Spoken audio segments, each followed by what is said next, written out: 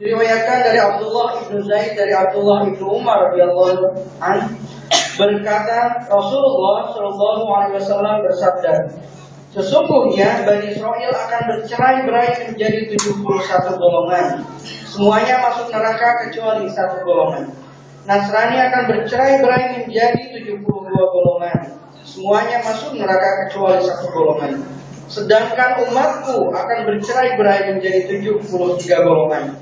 Semuanya masuk neraka kecuali satu golongan. Para sahabat bertanya, siapa yang satu golongan itu?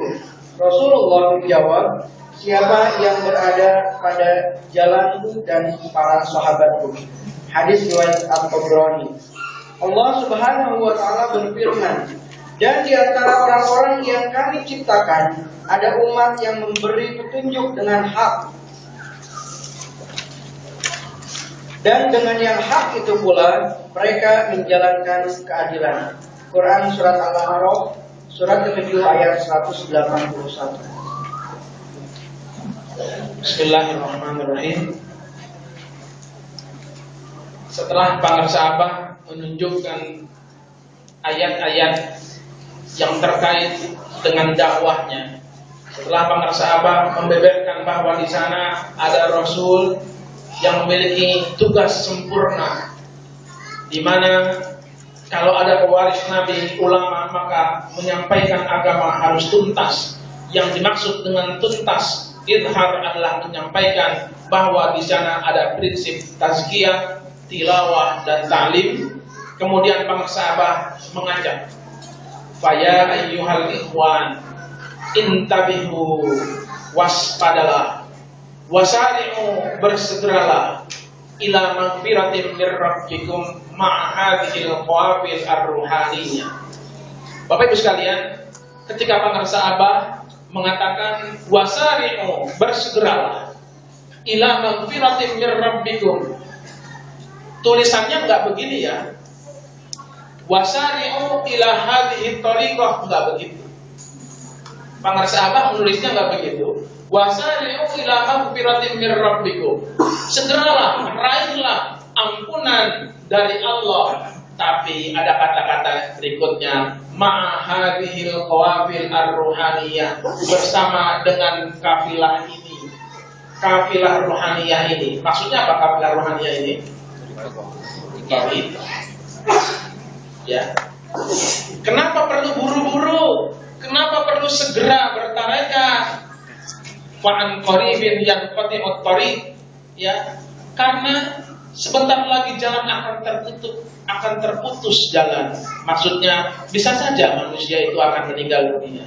Wala yujadur rafiq ila dzalikal alam, dan manusia nanti dikubur tidak akan memiliki kawan lagi. Wa ma kunna ji'na linaquda bil muhimmatin nafsaniyah al-khabithah. Nabiyyukum muntadhirun malkumun li ajlikum. Saudara sekalian yang senantiasa dirahmati oleh Allah, maka kata Abah, wasari'u ila magfiratin mir rabbikum, segeralah bergabung untuk meraih ampunan dari Allah. Ma'ahadihil qawafir ruhaniyah, beserta dengan kafilah ruhaniyah. Sebabnya kenapa? Sebabnya waktu nanti akan menjadi sempit. Di sana sudah tidak ada lagi yang namanya kawan. Kita pun di dunia bukan hidup untuk menyenangkan hawa nafsu. Kenapa? Nabiyyukum muntadhirun maghmumun li ajlikum. Nabi itu di sana sedang menanti.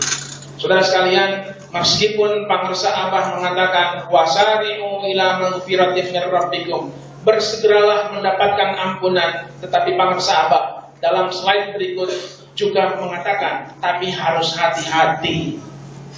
Memilih kafilah ruhaniyah harus hati-hati. Oleh karena itu para sahabat menunjukkan sebuah ayat bahwa Yahudi terbagi menjadi 71 golongan, Nasrani menjadi 72 golongan, dan umat Nabi Muhammad terbelah menjadi 73 golongan. Semuanya masuk ke dalam neraka kecuali satu. Ayo cepetan mendapatkan ampunan bersama dengan kafilah rohaniyah. Tetapi awas, hati-hati. Para sahabat bukan cuma nyuruh, tapi ngasih warning. ketika para sahabat menampilkan hadis seperti ini tanda bahwa silahkan cari ampunan, tapi hati-hati loh. Sudah banyak kelompok-kelompok yang sempalan-sempalan, hati-hati loh. Seperti itu kurang lebih pesannya. Dalam kitab Miftah As-Sudur pesan Abah seperti itu. Jadi gak ayam. Hati-hati, tetap saja. Saudara sekalian yang senantiasa dirahmati oleh Allah, dalam kitab Miftah As-Sudur ini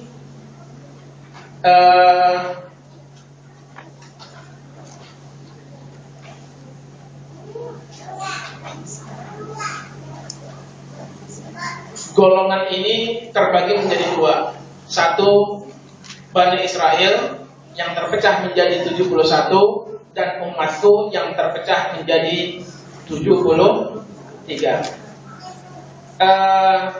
Kalau saya membaca redaksi hadis yang lain, ada lagi orang-orang Nasrani menjadi 72, tapi tidak termasuk dalam tulisan para sahabat ini. Hadisnya barangkali bisa disempurnakan. Saya tidak mengatakan para sahabat dalam hal ini salah. Bisa jadi ada sesuatu yang luput ya dalam penulisan, namanya manusia, begitu kan? Nanti kita akan tanyakan kepada pemirsa dengan jajan yang lebih paham, apakah cuma Yahudi dan kita saja, sementara banyak hadis mengatakan ada Yahudi, ada Bani Israel, kemudian Nasrani dan umat Nabi Muhammad. Nah, saudara sekalian, yang menjadi pertanyaan adalah apakah terpecahnya umat Nabi yang menjadi 73 golongan ini seperti kue dibagi 73, begitu kan? Oh, berarti banyak yang gede dong. Sama dong berarti. Jangan-jangan NU satu golongan, Muhammadiyah satu golongan, ISIS satu golongan. Saudara sekalian, saya punya buku satu khusus yang membahas tentang hal seperti ini. Meskipun ada yang mengatakan hadisnya sudah sahih, ada yang mengatakan hadisnya ini tidak benar, tetapi juga ada yang mengatakan hadisnya hadis hasan. Nah, yang dimaksud dengan satu itu, apakah seperti kue dibagi 73? Disebutkan bahwa sahabat Nabi, umat Nabi yang terpecah menjadi 73 golongan dan satu yang masuk surga, kata Nabi itu adalah as-sawwadul a'dham. Yang satu itu memang terbelah menjadi 73, tapi yang satu yang masuk surga itu jumlahnya mendominasi daripada yang 72. Jadi 73. Tapi yang satu ini besar banget, itulah al-wahidah. Gitu. Disebutkan as-sawwadul a'dham. Komunitas sawwad yang mendominasi, yang paling besar, itulah yang satu golongan. Jadi kita jangan langsung mengatakan Muhammadiyah satu, tulis sudah. Persis satu, tulis. NU satu, kemudian apa lagi? Ini satu, kemudian masuk ke partai Demokrat, ini itu Islam, Wahabi, Salafi. Enggak begitu. Yang satu itu adalah yang paling besar. Di sini bukan membicarakan masalah fikih, tapi di sini bicara masalah akidah. Akidah la ilaha illallah Muhammadur Rasulullah, maka yang paling besar itu adalah yang la ilaha illallah Muhammadur Rasulullah. Mana contoh sempalan la ilaha illallah Musaddiq Nabiullah? Nah, itu yang sempalan ya. Silakan Kak, lanjut. Ma'rifat, urgensi, macam dan bagaimana cara meraihnya. Dan tidaklah aku menciptakan jin dan manusia melainkan supaya mereka menyembahku. Quran surat Az-Zariyat ayat 56. Arti kata liya'budun yang berarti agar menyembah kepadaku pada ayat di atas maksudnya adalah liya'rifun, yaitu agar mereka mengenalku.